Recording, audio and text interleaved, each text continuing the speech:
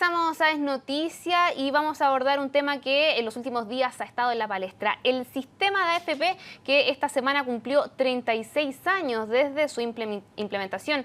Aniversario que, sin embargo, estuvo marcado por un paro nacional convocado por la coordinadora No Más AFP y que ha puesto de manifiesto también los cuestionamientos que hay en torno al sistema de ahorro previsional. Y queremos conversar más sobre este tema y por eso nos acompaña el director de FOL.cl, José Santomingo. José, muchas gracias por acompañarnos. ¿Qué tal, Jacinta? Gracias a ti por invitarme. Buenas tardes.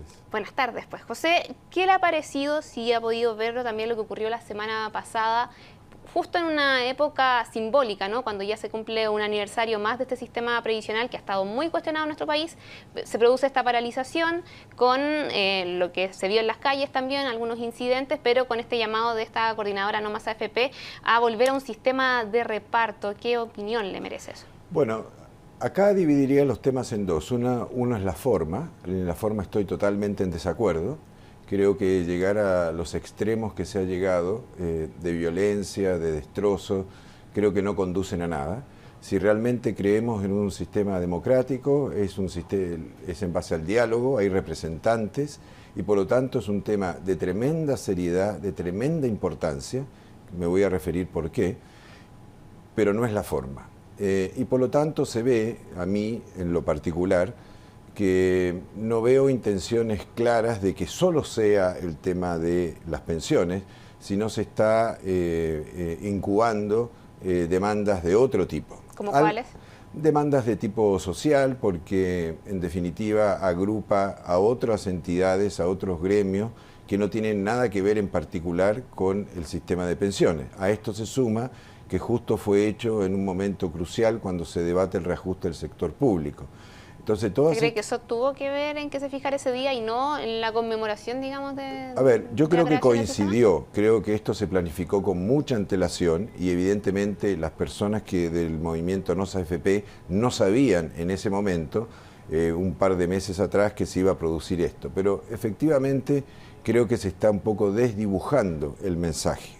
Y en eso yo no estoy en absoluto de acuerdo. Ahora, el sistema de reparto, a mí lo que realmente me preocupa es que, el sistema de reparto no es un sistema viable. Se ha demostrado desde todo punto de vista en distintos países y están sufriendo muchos países las consecuencias y me voy a explayar por qué. Y lo que a mí más me preocupa, que realmente a la población, a toda la sociedad en general, se le está transmitiendo una idea que no es posible llevar adelante, por las consecuencias futuras que esto va a desembocar. ¿Y por qué? Porque básicamente este es un problema técnico, es un problema económico, es un problema financiero, que obviamente afecta a un problema social. La decisión es política, es decir, aquellos que conducen el país son los que tienen que al final tomar una decisión. Pero lo que yo pido es que esa decisión se haga con fundamentos técnicos. ¿Y por qué el sistema de reparto no es viable? Fundamentalmente por todo lo que ya se ha explicado en términos de cómo evoluciona el componente demográfico de la población, en el sentido que las personas viven cada día más y por lo tanto va a haber menos personas activas en proporción de personas pasivas y este sistema no se autofinancia. Por lo tanto, sí. ¿Se debería modificar entonces el sistema actual o no? Lo consulto también a propósito de este informe que hace el Fondo Monetario Internacional, que dice que se deberían hacer ajustes, pero que el sistema como tal funciona. Yo estoy totalmente de acuerdo con el sistema actual. Ahora, todo sistema es perfectible, qué duda cabe. Hace 36 años, justamente, se instauró este nuevo sistema. Y este nuevo sistema, que inaugura en el año 81, de los 36 años, solamente un 25% está en el gobierno anterior. Y a partir del año 90 seguimos con el mismo sistema. ¿Por qué? ¿Qué es lo que ha pasado en el sistema? Lo que ha pasado es que cuando se diseñó el sistema, las tasas de rentabilidad esperada para los aportes eran muy superiores a las tasas actuales. Y voy a dar un ejemplo. Es cierto que el sistema de pensiones ha rentado del orden, en promedio, el 8% real anual. Eso es una rentabilidad espectacular. El tema es que tenemos que pararnos hoy, de acá en adelante, y ver que esas rentabilidades es muy difícil que se repitan. Y rentabilidades que las personas no tienen, por cierto, porque una pensión actual está muy por debajo de lo que claro, se esperaría. Por lo tanto, roza apenas los 200.000 pesos, quizá. Claro, lo que pasa, Jacinta, es que hay una crítica furiosa al sistema, pero también hay que tener en cuenta que las condiciones, tanto demográficas como financieras, han cambiado a través del tiempo. Y por lo tanto, la parte de la rentabilidad, es decir, cuando las AFP o cualquiera recaude esa plata, la tiene que invertir. Si esa inversión no rinde lo necesario, evidentemente al final del camino no vamos a disponer de los fondos necesarios. Por lo tanto, obviamente hay que hacer ajustes debido a que las condiciones macroeconómicas, las condiciones internacionales han cambiado. ¿Y esos ajustes van por subir, por ejemplo, la edad de jubilación? A ver, yo creo que es una combinación de... Acá no hay una solución mágica y única. Obviamente pasa por subir parte la edad de jubilación, pero por sobre todo aumentar la tasa de cotización. Por ejemplo, voy a traer un ejemplo muy resumido de cómo funciona en países como en Suecia. En Suecia se impone del orden del 18,5% del sueldo, de los cuales 16% va a un fondo de reparto y el 2,5% va a un fondo individual que lo administran los privados. Además, existen sistemas en los cuales los empleadores, las empresas, tienen sus propios fondos de retiro. Por ejemplo, uno va a trabajar a una determinada empresa y esa empresa le dice, mira, yo voy a colaborar y voy a generar un fondo de retiro para todos mis empleados que va a pasar parte de la contribución del empleado y otra parte de la contribución de la empresa. Ahí se genera una competencia entre las empresas que ofrecen mejores planes de retiro. El problema que existe, obviamente lo van a decir, es qué pasa con las pymes, con las pequeñas empresas que no tienen a lo mejor la capacidad de gestionar un fondo o tener los recursos para aplicar este fondo.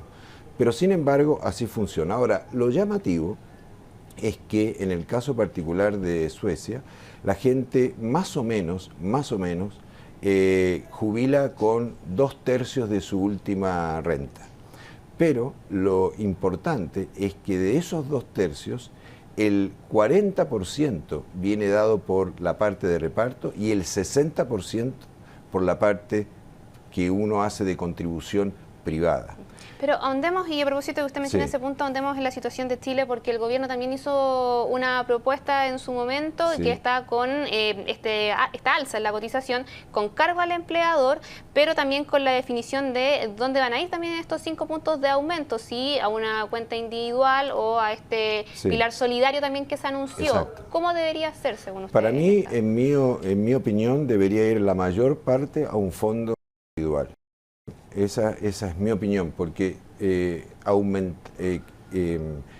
que un alto porcentaje vaya a un sistema de reparto genera en la empresa una suerte de un impuesto adicional al trabajo. Es muy largo de explicarlo, pero yo diría que más que nada al sistema. Ahora, ¿qué cosas se pueden hacer para mejorar? Voy a dar un ejemplo.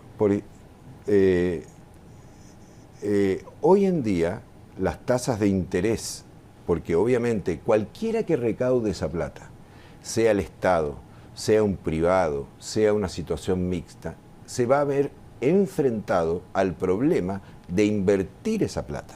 ¿Estamos de acuerdo? Hoy en día las tasas de interés, y se estima que por bastante tiempo más, están muy bajas. Por ejemplo, antiguamente, en los años 80, un pagaré o un bono del Banco Central de Chile rendía más a 15 años. Es decir, o quien recaudaba esa plata podía invertir esa tasa de... los fondos rendían mucho. Pero hoy una tasa del Banco Central rinde UF más 1,6. Por lo tanto, cuando bajan las tasas de interés, teóricamente uno debería aumentar la cantidad del ahorro si es que al final quiere obtener la misma cantidad. Entonces, independientemente de quién haga la recaudación, tenemos que enfrentar un problema, que es un problema de cómo rinden estos ahorros. Ahora, hay que entender, y en eso yo discrepo enormemente del sistema de reparto. ¿Por qué?